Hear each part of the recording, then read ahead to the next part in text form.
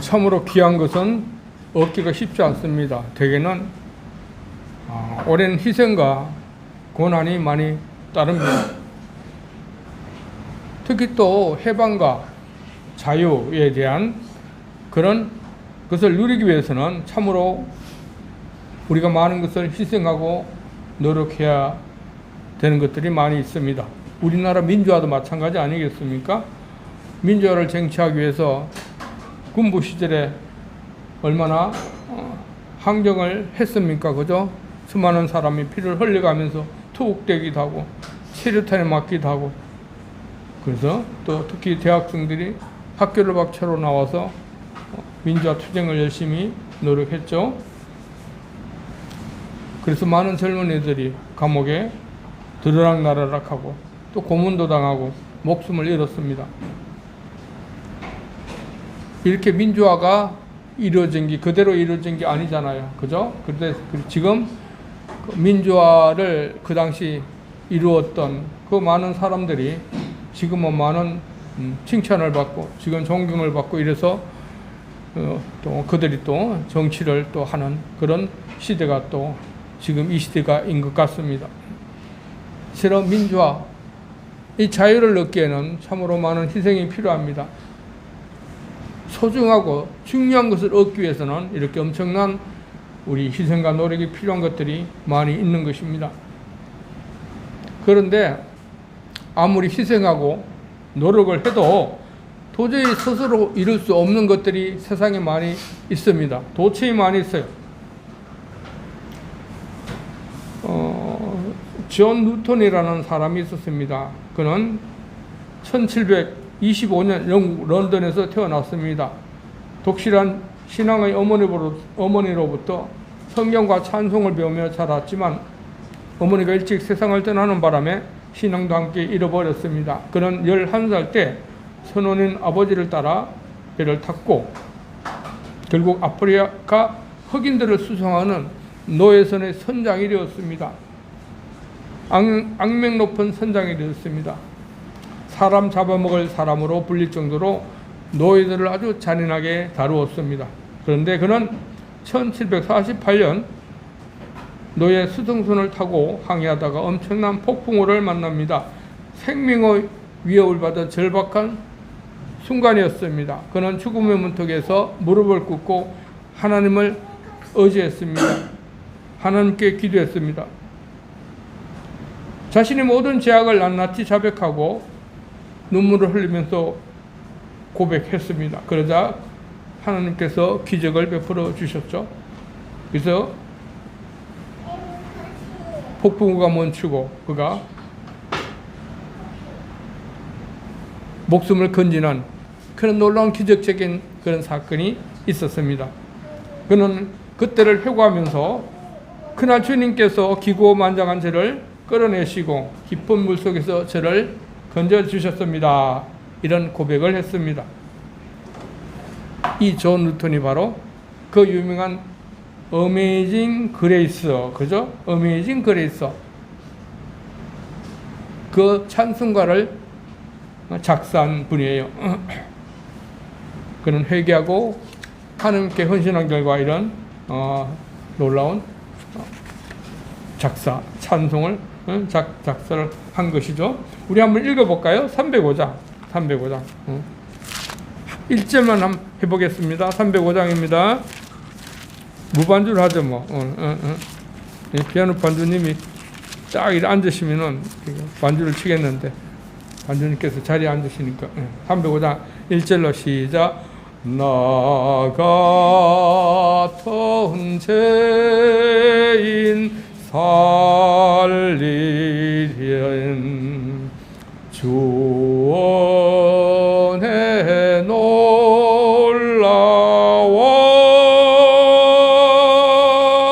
잃었던 생명 찾았고 광명을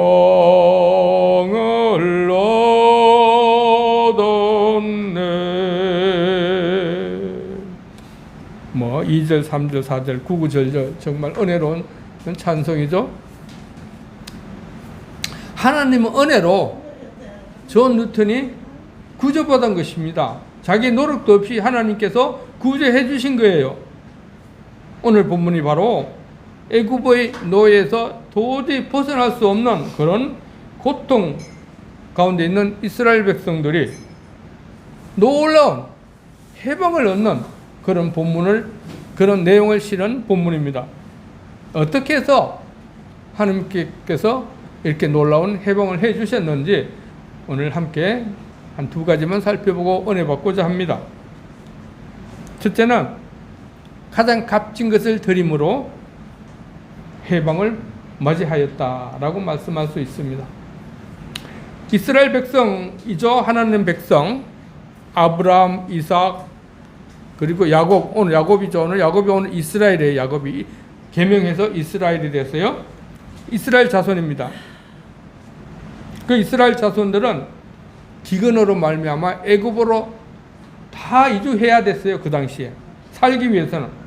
그래서 애굽에서 한 400년 가까이 살았는데 그때 이주할 당시에는 70명이었어요. 그런데 400년이 지나고 나서는 그 인구가 놀랍도록 불었습니다. 그래서 인구가 한 수십만 명이 되었습니다. 이것을 보고 애굽 바로 왕이 위협을 느껴가지고 이 이스라엘 백성을 처치해야 되겠다. 이스라엘을 몰살해야 되겠다. 아니면 뭐 강제 고문을 시켜가지고 그 종족을 거의 없애는 방향으로 해야 되겠다. 그런 마음으로 박해하기 시작한 것이죠. 그래서 도시 건설하는데 이스라엘 백성들을 동원합니다. 그래서 벽돌도 줍시다. 벽돌을 굽는 재료도 주지 않고 니들이 알아서 벽돌을 만들어서 이 도시를 건설하라는 거예요. 얼마나 가혹한 명령입니까? 그리고 남자아이가 태어나면은 나일강에 죽이라고, 더 이상 자손이 번성하지 말라고 그렇게 말살 정책을 피는 것이죠. 그래서 이들은 너무나 고통스러운 나머지 하나님 도우심을 간절히 구했습니다. 그래서 하나님은 이들의 간절함을 보시고 모세를 지도자로 세워서 이들을 고난에서 구해 주시고자 했습니다. 오늘 모세가 애굽으로 와서 이제 바로 왕하고 협상해서 우리 민족을 데리고 나갈 테니까 허락해 주십시오. 이렇게 이제 담판을 구하는 상황이에요. 그런데 모세는 하나님의 도우심으로 어마어마한 기적을 일으킵니다. 그 기적을 보고도 애굽 바로 왕은 전혀 요동치 않아요. 그래서 하나님께서는 마지막 재앙을 행하고자 합니다. 이 마지막 재앙이 뭐냐면은 애굽 장자를 포함해서 그 땅의 모든 처음 익은 소산, 가축도 그렇고 열매도 그렇고 모든 처음 소산을 다 죽이는 것이에요. 그런데 지금 이스라엘 백성들이 애굽 안에 있잖아요. 이스라엘 백성들도 이 같은 재앙을 당하면 분명히 장자가 다 죽어야 돼요. 그런데 이스라엘 백성들은 하나님의 백성이 아닙니까? 이들을 살려줘야 돼요. 하나님 살려주어야 돼요. 그래서 오늘 살리는 방법을 이제 말씀하고 있는 것이죠. 오늘 이후부터는 너희들을 정말 내가 살려줄 테니까 새로운 날로 정해가지고 새롭게 시작하라.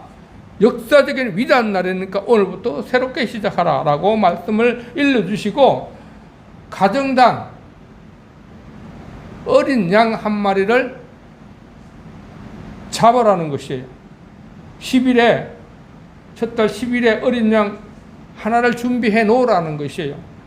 그리고 식구가 적으면은 여러 가정들이 뭉쳐가지고 한 마리를 잡아라, 한 마리를 골라서 잡아 놓으라 그래요. 그리고 이달 14일 날 저녁에 그것을 잡아서 그 피를 문설주에 바르고 그리고 그 잡은 짐승을 빨리 먹으라고 이야기하는 것이에요. 그 본문이 12장 1절로 17절 말씀에 우리가 본문을 읽었잖아요. 본문을 읽은 것은 생략하겠습니다. 그 어린 양을 잡아서 불에 태워 먹되 무교병과 썬나물과 함께 먹으라고 합니다. 이 무교병은 누룩이 없는 빵이에요. 그러니까 맛이 없어요. 그죠? 썬나물도 뭐 누룩이 안 들어가니까, 효소가 안 들어가니까 굉장히 맛이 없는 거예요. 원래 원칙 그대로예요. 순수한 그대로예요. 그래서 앞으로는 너희가 이 순수한 이대로 우리 살 결심을 하라. 이런 언지를 주시는 것입니다. 하나님께서는. 그리고 어린 양을 태워서 먹을 때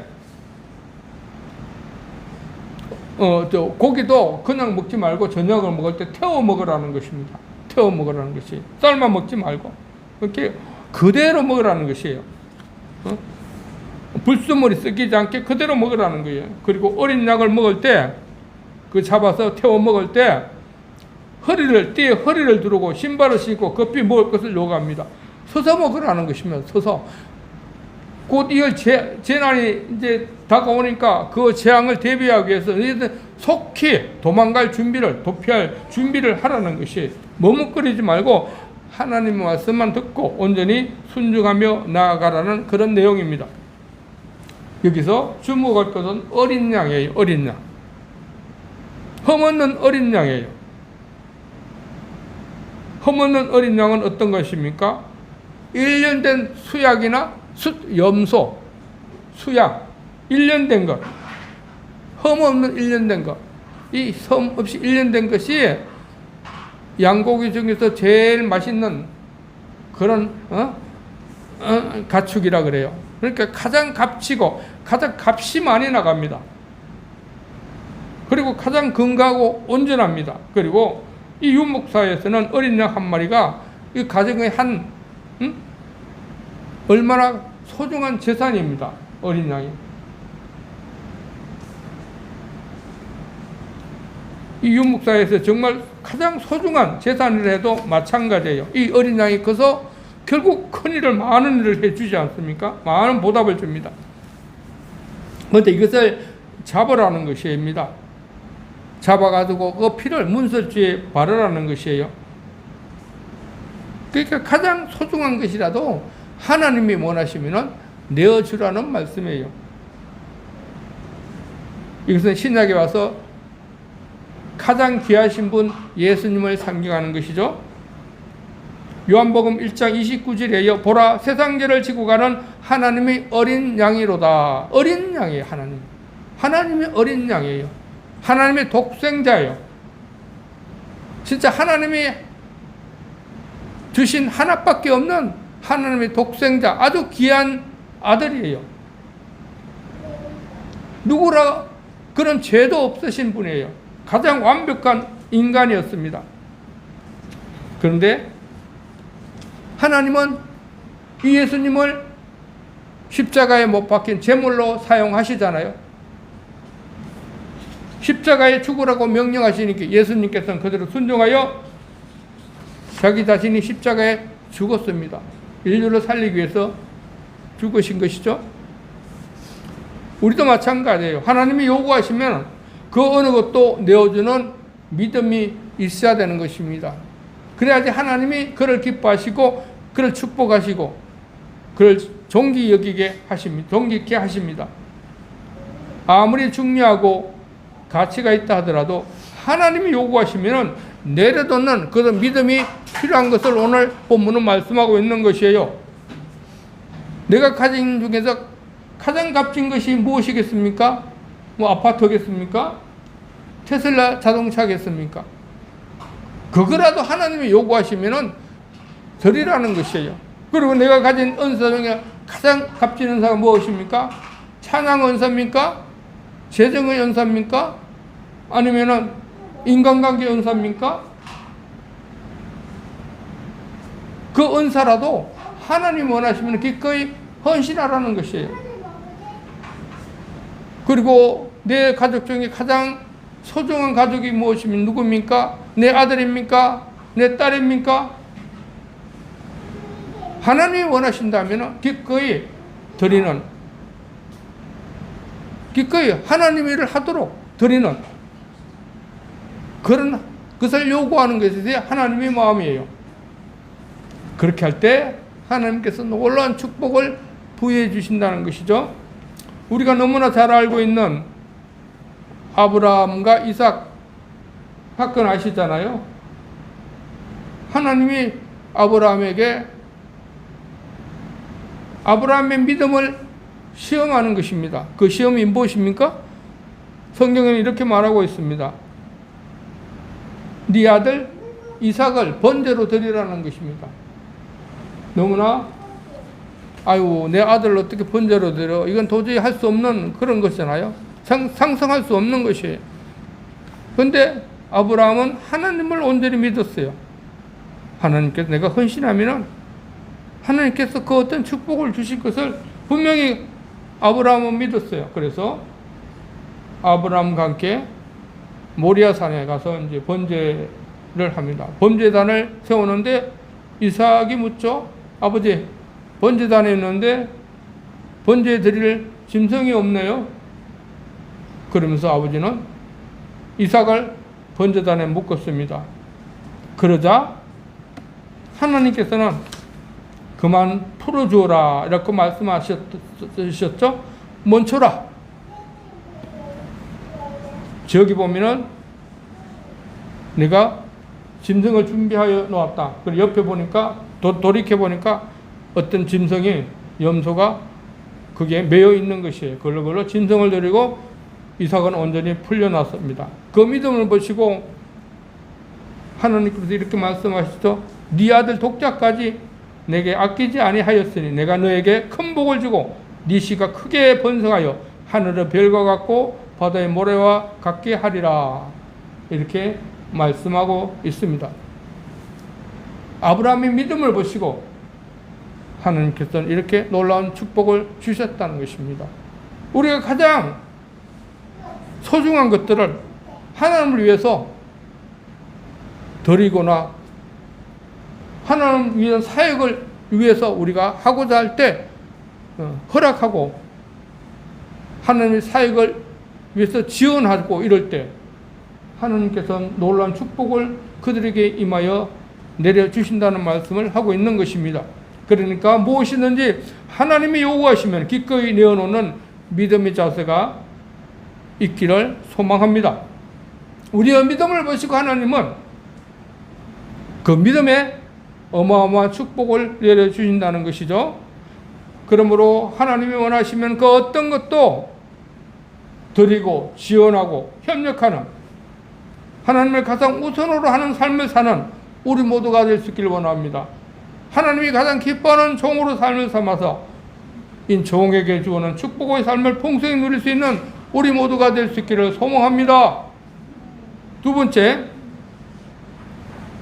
말씀대로 순종함으로 이스라엘 백성들의 자유가 이루어진 것입니다. 하나님은 곧 있을 장자 재앙 시 이스라엘 백성들에게 전혀 해를 입히지 않고 애굽에서 탈출하는 방법에 대하여 말씀하셨잖아요. 그것이 뭡니까? 12장 6절로 7절이에요. 이달 열나흘까지 간직하였다가 해질 때 이스라엘 회중이 그 양을 잡고 그 피를 양을 먹을 집 좌우 문설주와 임방에 바르고 너희가 잡은 어린 양의 피를 문설주와 문임방에 발라놓는 것입니다. 문설주는 무엇입니까? 여러분, 문임방은 무엇입니까? 여러분, 생소한 용어죠? 성경 번역이 옛날 번역이라고 그런 것이죠. 소위 문지방이라고 생각하면 됩니다. 문설주는 들어가는 문의 좌우 기둥을 말하는 것이고, 임방은 위에 있는 거하고 밑하고 이렇게 걸어 놓는 걸 말하는 것이죠. 그러니까 문지방, 사방 문지방에 피를 발라 놓으라는 것이죠. 그 죽음의 재앙의 날, 그날 밤에 죽음의 사자가 이제 재앙을 이제 장계를 죽이려고 그 천사가 이제 그런 그것을 실천하잖아요. 천사가 들어와서 그 집에 문설주에 그 집에 문지방에 문에 어린 양의 피가 발려 있으면은 그냥 넘어가라고 말하는 것이죠. 그는 넘어가게 해서 그 집에는 재앙을 일으키지 않겠다라고 말씀하시는 것이에요. 12장 12절로 13절입니다. 우리가 본문을 읽었으므로 생략하겠습니다. 그 피를 보고 죽음의 천사가 죽이는 사회 죽이는 일을 담당하는 장자를 죽이는 그런 천사가 넘어가는 것이에요. 그렇게 그 피를 보고 그 집안 사람은 건드리지 않는다는 것이에요. 여기서 넘어간다는 것이 바로 유월절을 의미하는 것이에요. 유월절. 1월, 2월, 3월, 4월 그런 6월이 아니고 유월 넘어간다 한문으로 말하는 것입니다. 히브리어는 파시허라고 말하는 것이죠. 6월. 그래서 6월절이라고 이야기하는 것이죠. 그래서 이스라엘 백성들이 죽음의 사자가 왔을 때 죽음의 사자가 그 집에 가서 좌우문설주의 피를 보고 넘어갔잖아요. 그래서 이스라엘 백성들이 애굽을 탈출하게 되었잖아요. 그 얼마나 놀라운 해방의 기쁨입니까? 그래서 그 절기를 6월절 절기라고 정해서 이스라엘은 어마어마한 큰 절기로 축제로 국가 국경일로 지정하여 지내고 있다는 것이죠. 지금 이스라엘에 가면은 6월절은 4월달인가 3월달, 4월달, 6월절이 있는데 6월절은 큰 대대적인 행사예요. 모든 가족이 그날은 다 집으로 찾아와서 함께 그때의 영광을, 그때의 기쁨을 함께 누리는 그런 계절입니다. 그런 절기입니다. 이들 백성들이 애굽에서 해방을 받은 축복은 바로 문설주의 피를 바르라고 하시는 하나님의 말씀에 그냥 순종한 것입니다. 그들 민족이 위대해서 강성해서 얻은 것이 아닙니다. 그들 민족이 또 죄 없이 살아서 그런 것도 아닙니다. 그들 민족이 엄청 강하고 많은 것을 가져서 그런 것도 아니었어요. 그냥 하나님이 하라고 하신 말씀을 그대로 지켰기 때문에 그런 축복이 이루어진 것입니다. 하나님은 이들 민족에게 이렇게 순종하는 믿음을 보시고 그냥 은혜로 해방의 축복을 베풀어 주신 것입니다. 내 말을 믿었잖아. 그래서 믿었기 때문에 내가 기쁘게 그냥 공짜로 너희들에게 놀라운 축복을, 은혜를 부여해 주었다는 것입니다. 그 애굽의 노예에서 해방시켜 주겠다 주었잖아요. 결국 이것은 신약에 와서는 이런 믿음에 대해서 하나님이 구원의 은혜를 주시는 것을 상징하고 있는 것입니다. 신약에 와서는 예수님이 이 땅에 오셨잖아요. 죄가 없으신 가장 온전한 분이셨잖아요. 그래서 예수님은 사람들의 죄를 대속해 주시기 위해서 자신을 제물로 십자가 못 박혀 죽으셨어요. 가장 온전한 분이 제물로 돌아가신 것입니다.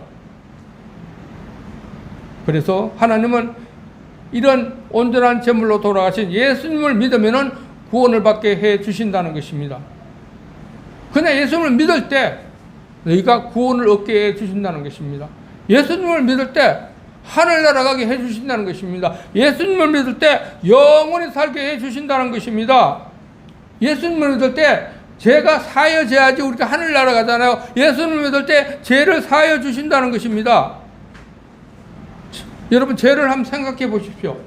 죄 때문에 얼마나 고통을 받습니까? 인간이 경험하는 것 중에서 가장 무서운 것이 죄 때문에 받는 그런 고통이에요. 육신적인 고통이 시간이 흐르면 다 끝나잖아 이거죠. 죄를 입으면은, 죄를 지으면은요 시간이 흐르도 그게 쉽게 풀려지지 않아요. 계속 고통을 받는 게 죄라는 것입니다. 이 죄가 인간의 모든 성분을 물들게 해서 불행하게 만드는 것이에요. 근데 예수님을 믿을 때 이 죄를 사함받기 때문에, 죄가 없어지기 때문에 죄 없는 삶을 살게 되니까 얼마나 큰 축복입니까? 그죠? 죄 없으니까 이제 하늘나라에 갈 수 있는 것입니다. 죄가 있는 상태는 하늘나라에 가지 못합니다. 그래서 우리는 예수님을 믿을 때 죄사함을 입었기 때문에 더 이상 죄인이라고 칭찬받지 않습니다. 그러면서도 우리는 가끔 죄를 짓잖아요. 살아가면서 죄의 속성이 아직 그대로 있는 것입니다. 그럴 때 죄를 지을 때 우리는 어떻게 해야 됩니까? 빨리 회개해야 됩니다. 내가 죄를 지었다고 생각할 때 하나님 잘못했습니다. 저희 죄를 용서하십시오. 빨리 회개할 때 하나님은 모든 것을 용서해 주십니다.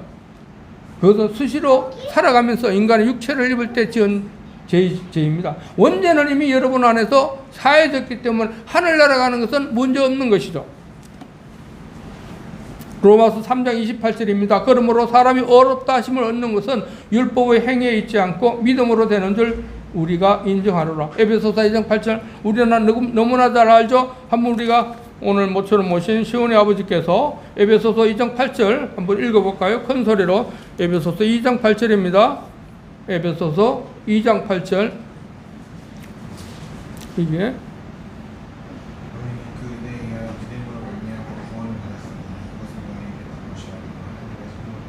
아멘. 믿음으로 말미암아 구원을 받았다고 말하잖아요. 돈을 많이 가졌다고 받는 것이 아니었어요. 권력이 있다고 받는 것이 아니었어요. 공부 잘한다고 받는 게 아니었어요. 믿음으로 받는다는 것이에요. 내가 예수님을 나의 주인으로 믿었을 때 예수님이 하나님의 아들이시고 내 죄를 대속해 주신다는 사실을 믿었는 거예요. 그 믿음으로 말미암아 우리가 구원을 받는 것입니다. 죄에 대한 해방은 믿음으로 받는 것이에요. 그것이 바로 하나님 은혜가 아니겠습니까? 그죠? 이스라엘 백성들이 하나님의 말씀대로 문지방에 피를 바른 그 믿음을 보고 하나님께서 이스라엘 백성들을 애굽에서 탈출시켜 주시는 그런 놀라운 축복을 주셨잖아요. 마찬가지로 우리는 나를 위해 십자가에 못 박혀 돌아가신 예수님을 믿을 때, 예수님을 믿고자 할 때, 믿을 때 하나님께서 네가 나의 아들 예수님을 너를 죄를 위해서 십자가 못 박혀 돌아가시고 또 너희 모든 길을 안내하는 너희 주인을 믿는구나 라고 생각해서 하나님께서 그냥 죄를 없게 해주시는 것입니다. 죄에서 해방되게 해주시는 거예요. 노력이나 권력이나 재산이나 명예로 된 게 아니고 그냥 믿음으로 그냥 하나님께서 해주셨다는 것이죠. 이 죄에 대한 해방이 믿음으로 된 것이 얼마나 큰 은혜인지 우리가 잠시 한번 살펴봅시다. 하늘나라 가기 위해서는 우리가 구원을 받기 위해서는요 율법을 다 지켜야 됩니다. 레위기 18장 5절입니다. 너희는 내 규례와 법도를 지키라. 사람이 이를 행하면 그로 말미암아 살리라. 나는 여호와니라. 내 규례와 법도를 다 지키면은 너희를 하늘나라 가게 해주겠다 이렇게 말씀하시는 것이에요. 율법을 다 지키면은 죄에서 해방되고 하늘나라 가게 해주겠다. 구원을 이르게 해주겠다라고 말씀하시는 것입니다. 그런데 사람은 율법을 온전히 지킵니까? 이 규례를 다 지키고 살아갑니까? 사람은 도저히 지킬 수가 없어요. 하나 지키면 다른 것을 범합니다. 그것도 온전히 지키는 게 아니죠. 그리고 오늘은 다 지켰어요. 내일 가면 범합니다. 그거 지키는 것도 아니죠. 그죠? 그러니까 온전히 지킬 수가 없어요. 사람은 연약하기 때문에. 그러니까 돈으로 우리가 율법을 온전히 지킬 수 있습니까? 권력으로 지킬 수 있습니까? 지식으로 지킬 수 있습니까? 지식이 없어요. 그런 거는. 그래서 하나님은 믿음으로 지킬 수 있도록 해주셨어요. 믿음은 가질 수 있잖아요. 그죠? 온전히 율법은 행할 수 없지만 우리 믿음을 가질 수 있습니다. 예수님을 믿으면 간직할 수 있지 않습니까? 아무리 어렵고 열악한 환경 가운데서도 마음속으로 믿는 것은 가능하잖아요. 그죠? 돈이나 명예 그런 게 없더라도 믿는 건 가능하잖아요. 그죠? 고통스러운 환경에서 믿는 것은 가능하잖아요. 그죠? 그렇게 가능할 수 있도록 너희들이 믿으면은 내가 그냥 공짜로 아무 돈도 받지 않고 그냥 하늘나라 가게 해주겠다. 죄를 사해 주겠다. 이렇게 하나님께서 자비를 베푸시는 것입니다. 은혜로 주시는 것이 그냥 선물입니다. 선물. 그래서 돈으로도 못 가요 하나님 나라 그 노래 있잖아요. 권력으로도 못 가고 명예로도 못 가고 우리가 도저히 받을 수 없는 것을 그냥 믿음으로 받을 수 있습니다. 믿음. 그렇게 이것은 하나님의 일방적인 자비와 은혜라고 할 수밖에 없는 것이죠.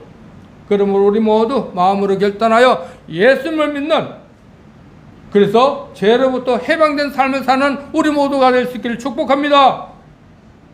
그리고 이미 예수님을 믿었다면 하나님의 한량한 은혜에 감사하여 늘 하나님의 말씀에 순종하면서 하나님을 기쁘시게 하는 삶을 사는 우리 모두가 될 수 있기를 소망합니다. 이번 주일에는 8.15 강복절 기념절기가 있는 주일입니다. 참으로 기쁘고 감격스러운 날입니다. 우리가 일제 36년을 한번 생각해 보십시오. 애써 수확한 재산 다 빼앗기고 우리의 말과 글도 제대로 쓰지 못하고 우리 문화도 누리지 못했습니다. 성씨까지 일본어로 바꾸어야 했습니다. 이런 의혹과 수탈은 바로 이스라엘이 애굽에서 받았던 박해나 진배 없는 그런 고통이었습니다. 여러분, 남자들은 군대 생활 했는 경험이 있을 것이에요. 그죠? 군대 생활은 사회화하고 격리되어서 사생활이 보장되지 않는 그런 삶이잖아요. 그러니까 상사의 명령과 지시에 따라 아주 억압된 자유가 많이 빼앗긴 그런 상황입니다. 그런데 정상적인 군대 생활도 자유가 들어 주어집니다. 나름대로 자유가 있어요. 할만합니다. 그런데 예전 군대는 좀 그렇지가 않았어요. 대부분 고참들의 명령에 따라 자지우지되는 그런 고달픈 삶이었습니다. 하루 일과는 중대장, 소대장 이런 분들의 명령에 따라 살지만은 하루 일과가 끝나고부터는 그때부터는 고참들의 세상이잖아요, 그죠? 고참들의 세상, 고참. 그 고참들이 눈치를 보며 살아가는 것입니다. 고참들이 밑에 있는 그런 병장들, 신병들을 불러 모아가지고 이제 괴롭히는 것이죠. 뭐 잘못된 트집 잡고, 뭐 좀 가져오러 가고, 뭐 물건 빼앗고, 이런 시간입니다. 그리고 단체 기합도 받고, 그 시간이 더 힘듭니다. 그렇게 고참이 휴가 가거나, 그러면 참으로 즐거운 날입니다. 그러니까 매일 저녁 눈치로 사는 삶이 군대 생활에 있지 않습니까? 그죠? 그 군대 생활이 참으로 좀 고통스럽지 않았습니까? 아유, 오늘 그냥 넘어갔으면 얼마나 좋았을까? 이런 생각으로 살았던 게 옛날 군대 생활이었습니다. 지금도 뭐 모르겠습니다. 그런 문화가 있는지 없는지. 이처럼 자유가 없는 억압받던 생활은 숨막히는 것입니다. 일제 36년간을 그렇게 살았다고 생각해 보십시오. 얼마나 답답하고 얼마나 정말 힘든 고난의 연속이었겠습니까? 이런 독립운동을 벗어나기 위해서 이런 지배에서 벗어나기 위해서 독립운동도 많이 했잖아요. 그런데 일본은 가만히 있습니까? 더 심하게 탄압해서 국내에서는 도저히 독립운동 하지도 못하고 해외에서 그냥 해외에서 참 힘들게 독립운동을 하는 그런 상황이었는데 마침내 1945년 8월 15일 해방의 소식이 들려왔지 않습니까? 연합군과 일본의 전투에서 일본이 백기를 든 날이었잖아요. 얼마나 감격스럽고 기쁜 날이었습니까? 일제의 모든 억압과 고통에서 해방된 날이기 때문입니다. 국민 모두가 거리로 뛰쳐나와서 서러울 수 않고 강경스러워했던 날이 그날이 아니겠습니까? 우리 신기자 이사님 8.15 해방 때 또 중국에서도 그런 일이 많이 벌어졌겠죠?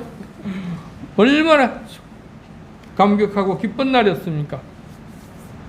하지만 이와 못지않는 더 감격스럽고 영광스러운 해방이 오늘 제가 말씀하신 바로 죄에 대한 해방입니다. 이 해방은 우리 육신, 물질에서의 해방이 아니라 영혼의 해방입니다. 사람은 영과 육을 가지고 살아가잖아요. 그런데 영이 우리를 지배하게 되어 있습니다. 그래서 아무리 물질이 풍부하더라도 우리 영혼이 여전히 죄 가운데 눌려 있다면 그건 행복하지 못합니다. 하지만은 반대로 우리의 물질이 아무리 부족하다 할지라도 우리의 영혼이 죄에서 해방되었다면 그 어떤 고난과 역경도 능히 이겨나가게 되지 않습니까? 지금은 우리 사회를 한번 생각해 보십시오. 해방을 맞아 엄청 번영을 누리고 있잖아요. 1인당 GNP 국민소득이 6만 달러 이상, 그 선진국 한 15위 안에 드는 그런 선진국 대열에 들어섰습니다.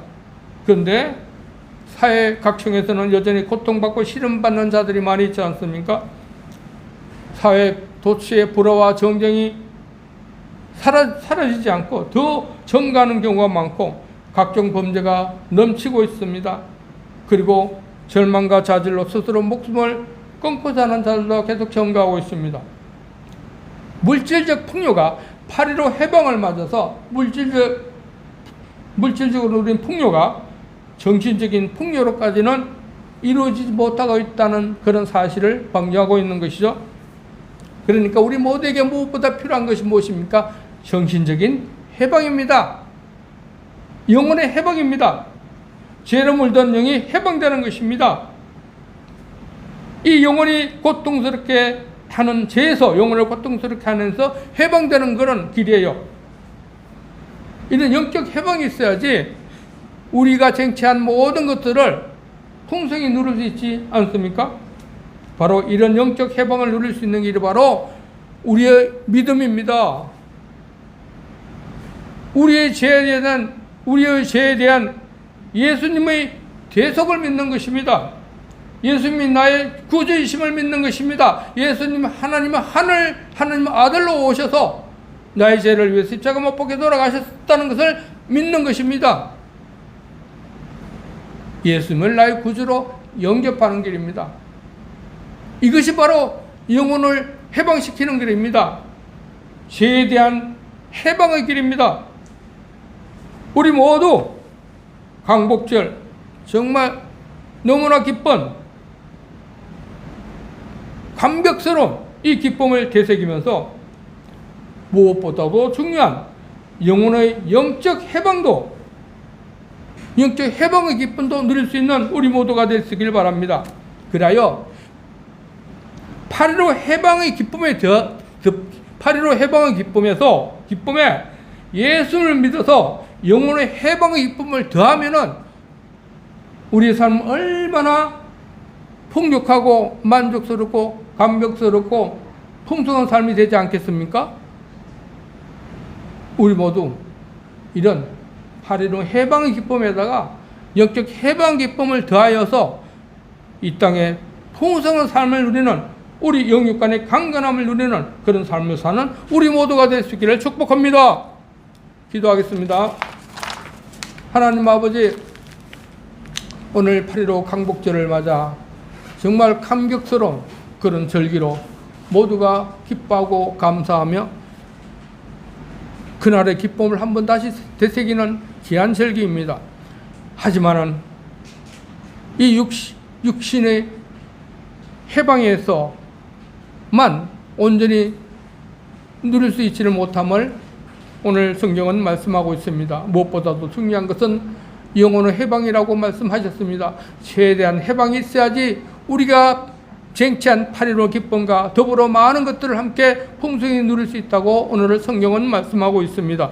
우리 모두 8.15 해방의 기쁨에 더하여서 예수를 믿어서 영적으로 되는 해방, 죄에 대한 해방도 함께 우리가 쟁취하여서 예수를 믿어서 그런 영혼의 해방도 누림을 통해서 영육간의 강건한 삶을 더욱더 풍성히 누릴 수 있는 우리 생명교회 모두가 될 수 있기를 소망합니다.